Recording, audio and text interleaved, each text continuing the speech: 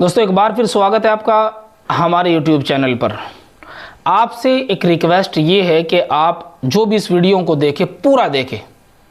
Request कर रहा हूँ, गुजारिश कर रहा हूँ, और वीडियो को अपने दोस्तों को ज़रूर शेयर कर दें कि सुप्रीम कोर्ट के जज जिसने बाबरी मस्जिद का फैसला सुनाया गया उनको ब्लैकमेल किया गया था, उनको डराया और धमकाया गया था और ज़ुबान बंद रखने के लिए 6 साल के लिए राज्यसभा का MP बना दिया गया।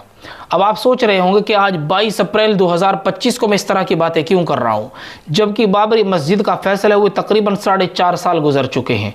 वहां से बाबरी मस्जिद का नामो निशान ख़त्म करके मंदिर की तामीर कर दी गई है। मंदिर पूरा हो चुका है और मंदिर का शिलान्यास करने के लिए भारत के प्रधानमंत्री खुद आते हैं। मंदिर के शिलान्यास के लिए वहां पर एक एयरपोर्ट इसलिए तैयार किया जाता है कि बाहर से आने वाले मेहमानों को कोई तकलीफ ना हो। अब आप सोच रहे होंगे कि आज 4.5 साल बाद इस तरह की बातें क्यों हो रही है। आपसे रिक्वेस्ट है कि आप इस वीडियो को ज़रूर शेयर कर दें। अगर आपने इस वीडियो को शेयर ना किया तो आपको देखने का कोई फ़ायदा ही नहीं हुआ। आज के सोशल मीडिया के युग में आज़ादी का कोई फ़ायदा ही नहीं हुआ। आपसे फिर रिक्वेस्ट कर रहा हूँ, इस वीडियो को एक बार पूरा ज़रूर देखें और अपने दोस्तों को ज़रूर शेयर कर दें।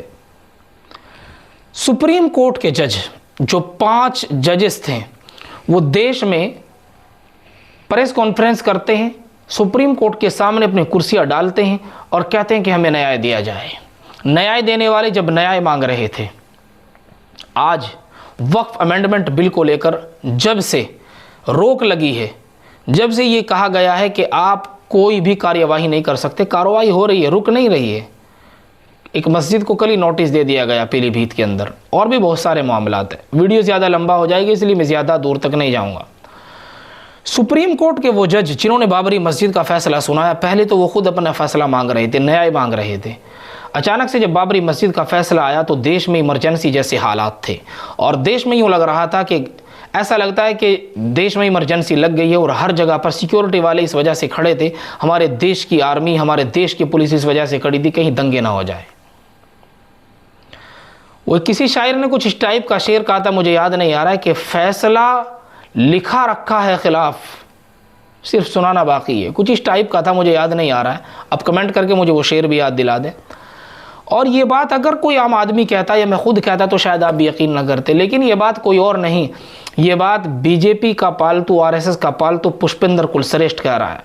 और वो कह रहा है कि कैसे भाजपा ने सुप्रीम कोर्ट को डरा के, ब्लैकमेल करके और उनको जजों को धमका के कैसे फैसला अपने हक में कराया था। इससे ज़्यादा मैं कुछ नहीं कहना चाहता। सिर्फ इस वीडियो को आप पूरा देखें और अपने दोस्तों को ज़रूर शेयर कर दें। आप पुष्पेंद्र कुलश्रेष्ठ का ये वीडियो देखें, सिर्फ 8 मिनट का है। देखिए आप ये वीडियो।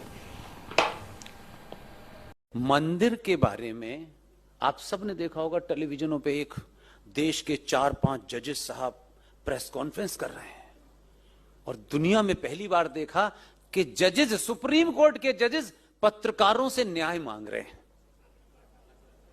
ये कहीं सुना आपने? आज आपको याद है ना वो सीन, सुप्रीम कोर्ट के प्रांगण में चीफ जस्टिस से लेकर के लोग उस पर अपनी बात रख रहे हैं, अपनी बात बताई जा रही है। वो प्रेस कॉन्फ्रेंस हो गई है, बात खत्म हो गई, आई गई हो गई, लोग भूल गए। और वो ये जानता है कि लोग भूल चुके होंगे, तभी काम शुरू करता है वो। उसने शाम में अनाउंस किया दिल्ली में, और क्योंकि हम मीडिया में लंबे समय तक रहे तो इतना तो हमको समझ में आता है कि कोई क्यों ये बात कहता है और क्यों नहीं कहता। यही एक्सपीरियंस का फायदा होता है। अनाउंसमेंट हुआ कि भारत के प्रधानमंत्री सुप्रीम कोर्ट का दौरा करना चाहते हैं।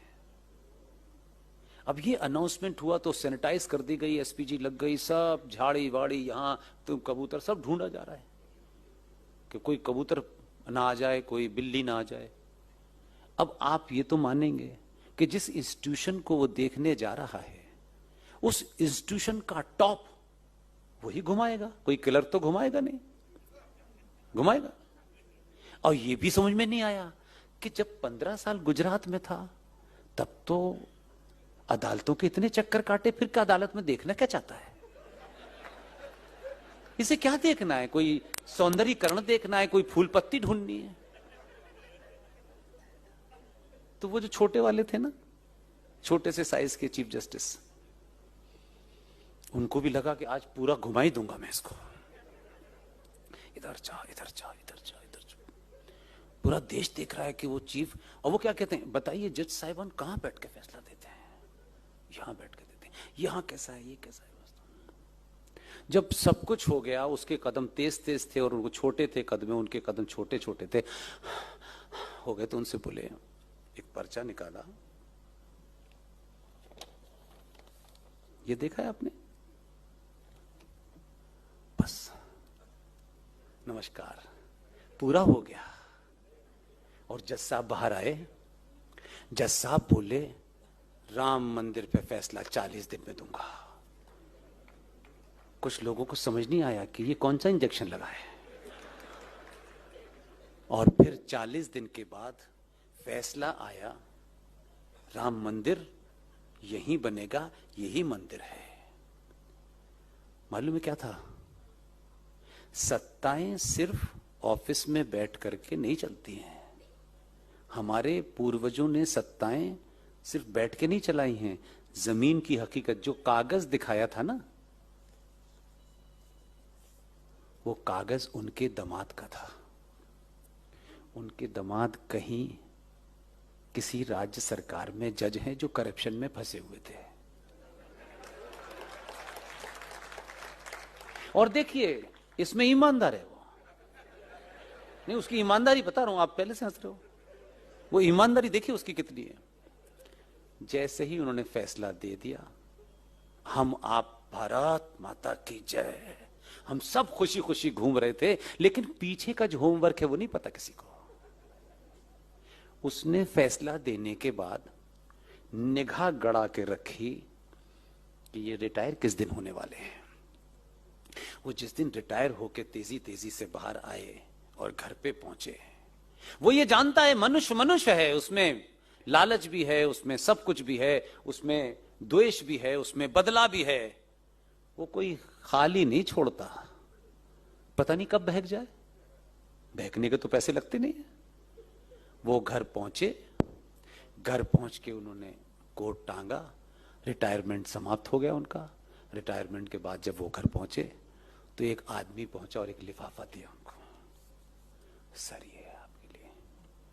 जब लिफाफा खोल के देखा तो लिफाफे पे लिखा हुआ था, भारत सरकार ने देश के राष्ट्रपति से ये आपका नाम प्रपोज किया है कि इस देश में जो 12 गणमान्य नागरिकों को राष्ट्रपति राज्यसभा में भेजते हैं, उसमें आपका नाम भी नामित किया गया है। अब 6 साल तक मुंह बंद रहेगा।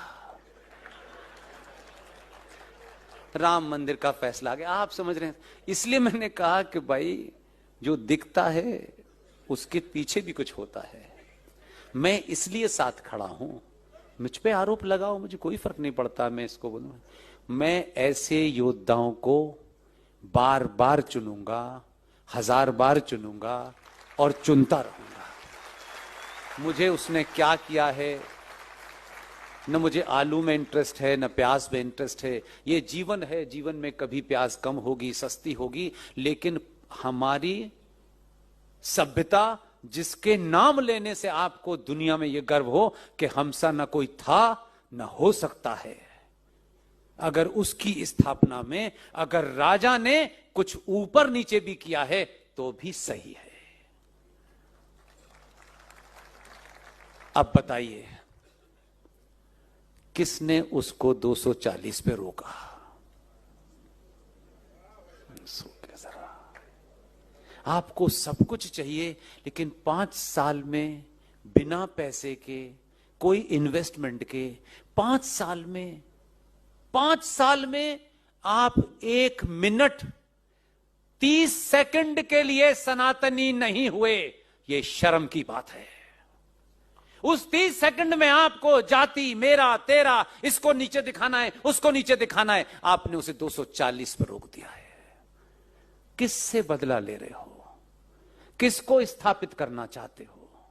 किसको मैसेज दे रहे हो? अपने छोटे माना कि महंगाई होगी, माना कि बहुत सारे काम नहीं होंगे, लेकिन जो काम इस वक्त हो सकते हैं वो बाद में नहीं होंगे। 1 मिनट की, 10 सेकंड की गलती में उस वक्त ही आपको दुनिया के सारे फैसले करने थे। सबक सिखाना है, फलाना है, ढिमाका है।